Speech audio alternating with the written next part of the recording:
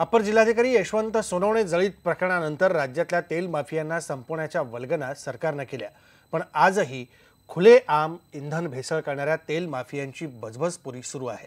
भेसळीचे हे अड्डे चालवले जात आहेत राजकीय पुढाऱ्यांकडून आणि त्यात भागीदार आहेत तेल कंपन्यांचे अधिकारी आणि ज्यांनी त्याला अटकाव घालायचा ते पोलीस कर्मचारीही।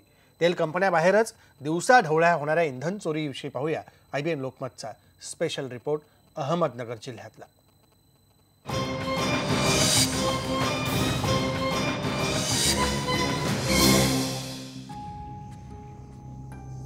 अहमदनगरमधला हा अकोळनेर जवळचा भारत पेट्रोलियमचा डेपो।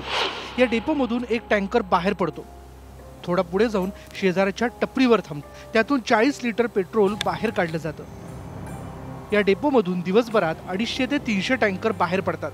प्रत्येक टँकरमधून 40 लिटर इंधन चोरलं जातं।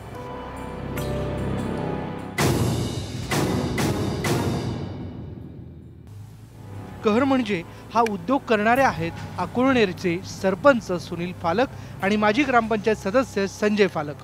हे सारं राजरोस पुढे शक्य होतं कारण बनावट मास्टर की। अपर जिल्हाधिकारी यशवंत सोनवणेंच्या जळीत कांडानंतर तेल डेपो मधल्या मास्टर की पर्यंत इंधन चोरीचे धागेदोरे पोहोचले। ही मास्टर की फक्त कंपनीचे अधिकारी आणि पेट्रोल पंप चालक यांच्याकडेच असते, मग ती टँकर चालकांकडे येते कुठून यावर बराच उहापोह झाला, पण त्याचा बंदोबस्त काही झाला नाही। अहमदनगरच्या या भारत पेट्रोलियमच्या या टँकरमधून सुरू असलेली ही चोरी मास्टर कीमुळेच होते। त्यावेळी इंधनाच्या टँकर्सना GPS लावल्याचाही गाजावाजा करण्यात आला,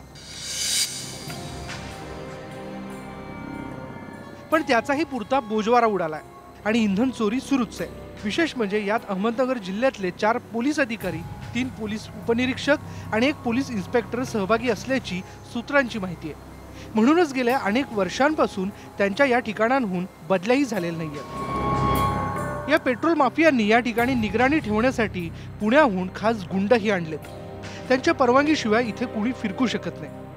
बाकी पोलीस अधिकारी आणि कंपनीचे अधिकारी यांचे आशीर्वाद आहेतच।